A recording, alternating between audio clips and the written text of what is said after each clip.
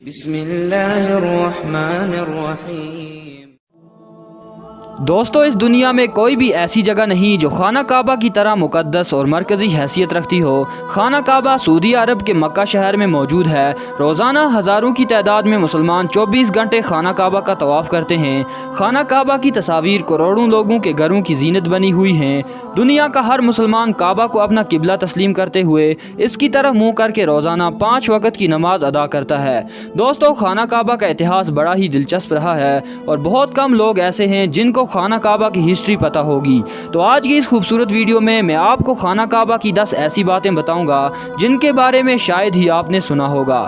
تو سب سے پہلے بات کرتے ہیں کہ خانہ کعبہ کو کب، کیسے اور کس نے تعمیر کیا۔ ہم آج جس کعبہ کو دیکھتے ہیں وہ ہمیشہ سے ایسا نہیں تھا۔ قدرتی آفات اور کئی اور وجوہات کی بنا پر خانہ کعبہ کو سمے پر تعمیر کرنے کی ضرورت پڑتی رہی۔ دوستو، ہم میں سے اکثر لوگ یہ سوچتے ہیں کہ خانہ کعبہ کی تعمیر سب سے پہلے حضرت ابراہیم علیہ السلام اور ان کے بیٹے حضرت اسماعیل علیہ السلام نے کی، مگر ایسا نہیں ہے۔ روایتوں میں آتا ہے کہ جب اللہ تعالیٰ نے حضرت آدم علیہ السلام کو جنت سے دنیا پر بھیجا، تب آدم علیہ السلام نے اللہ تعالیٰ کے حکم سے خانہ کعبہ کو تعمیر کیا، جس کے لیے آدم علیہ السلام نے مختلف پہاڑوں سے پتھر لا کر کعبے کی بنیاد رکھی۔ اس کے ہزاروں سال بعد نوح علیہ السلام کے زمانے میں جب طوفان نوح آیا تھا، تب خانہ کعبہ طوفان کی وجہ سے ڈہ گیا، مگر کعبے کی نیو بچی رہی۔ بعد میں ابراہیم علیہ السلام نے اللہ تعالیٰ کے حکم سے اپنے بیٹے اسماعیل علیہ السلام سے مل کر اسی بنیاد پر خانہ کعبہ کو پھر سے تعمیر کیا۔ پھر نبی کریم صلی اللہ علیہ وسلم کے زمانے میں ظہور نبوت سے پہلے قریش والوں نے خانہ کعبہ کو پھر سے تعمیر کیا۔ قبیلہ قریش کے لوگ اکثر حرام طریقے سے پیسے کمایا کرتے تھے، مگر انہوں نے قسم کھائی تھی کہ کعبہ کی تعمیر صرف حلال پیسے سے کریں گے، مگر وہ پوری طرح سے کامیاب نہ ہو سکے اور وسائل کی کمی کی وجہ سے کعبے کا کام ادھورا ہی رہ گیا۔ اس کے بعد جو تعمیر ہوئی وہ حضرت عبداللہ بن زبیر رضی اللہ تعالی عنہ کے دور میں ہوئی۔ پھر آخری بار عبد المالک بن مروان کے کہنے پر حجاج بن یوسف نے قریش کے بنائے ہوئے کعبے کو گرایا اور اسی نیو پر پھر سے خانہ کعبہ کو تعمیر کیا، اور آج جو ہم خانہ کعبہ دیکھتے ہیں یہ اسی وقت سے تعمیر کیا ہوا کعبہ ہے۔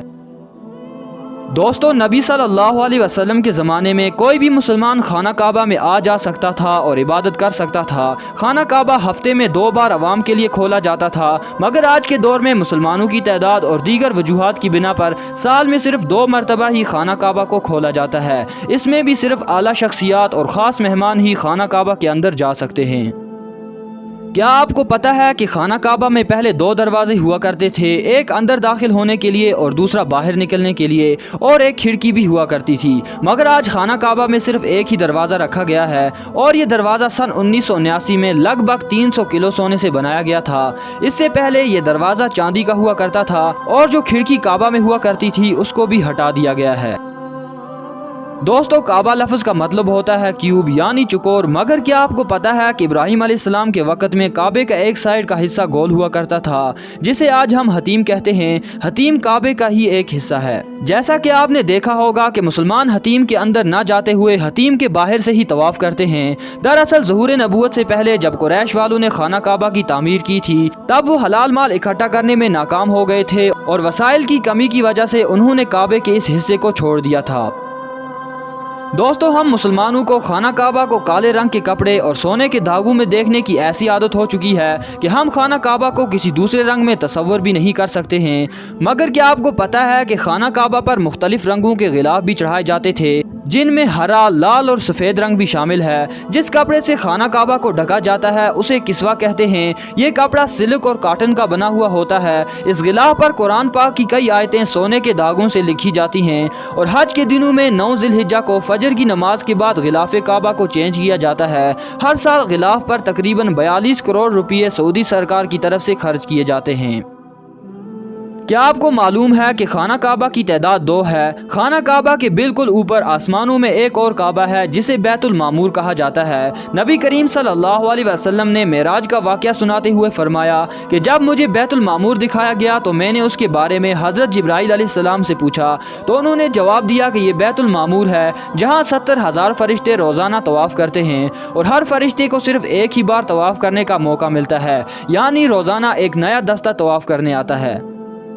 دوستو خانہ کعبہ کو کھولنے کے لیے جن چابیوں کا استعمال ہوتا ہے وہ کسی حکومت کے پاس نہیں ہیں، بلکہ وہ نبی صلی اللہ علیہ وسلم کے ایک صحابی کے خاندان کے پاس موجود ہیں۔ فتح مکہ کے وقت جب یہ چابیاں نبی صلی اللہ علیہ وسلم کے حوالے کی گئی تو آپ صلی اللہ علیہ وسلم نے ان چابیوں کو اپنے پاس رکھنے کے بجائے بنی شعبہ خاندان کے عثمان بن طلحہ کے ذمہ کر دیں۔ اس وقت سے لے کر آج تک خانہ کعبہ کی چابیاں عثمان بن طلحہ رضی اللہ تعالیٰ عنہ کے خاندان کے پاس ہیں، اور پیارے نبی صلی اللہ علیہ وسلم کے فرمان کے مطابق یہ چابیاں قیامت تک انہی کے پاس رہیں گی، یہاں تک کہ کوئی ان سے جبرن یہ چابیاں نہ چھین لے۔ کئی سالوں سے لوگ یہ اندازہ لگاتے رہے کہ کعبہ اندر سے کیسا نظر آتا ہے۔ وہ لوگ بڑے خوش نصیب ہیں جن کو خانہ کعبہ کے اندر داخل ہونے کی سعادت حاصل ہوئی، اور ایک خوش نصیب وہ بھی ہے جس کو اس خوبصورت منظر کی تصویر بنانے کا موقع ملا۔ پھر لاکھوں کروڑوں لوگوں نے یہ تصویریں آن لائن بھی دیکھی، اور ہندوستان کے کئی لوگوں کا وہم بھی دور ہو گیا جو یہ کہتے تھے کہ ہمارے دیوتاؤں کی مورتیاں کعبہ کے اندر رکھی ہوئی ہیں۔ دوستو خانہ کعبہ کے اندر کا حصہ سنگ مرمر اور ہرے رنگ کے کپڑے سے ڈھکا ہوا ہے۔ خانہ کعبہ مکہ کے ڈھلان والے علاقے میں موجود ہے، جس کی وجہ سے جب بھی بارش ہوا کرتی تھی تو وادی میں سیلاب آ جاتا تھا، اور خانہ کعبہ کے چاروں طرف پانی اکٹھا ہو جایا کرتا تھا، اور اس وقت اس پانی کو روکنے کا کوئی بہترین ذریعہ بھی نہیں تھا، مگر مسلمان اس وقت بھی خانہ کعبہ کا طواف جاری رکھتے تھے اور تیراکی کر کے طواف کو پورا کرتے تھے۔ اللہ تعالی ہم سب کو خانہ کعبہ کو اپنی آنکھوں سے دیکھنے کی توفیق عطا فرمائے۔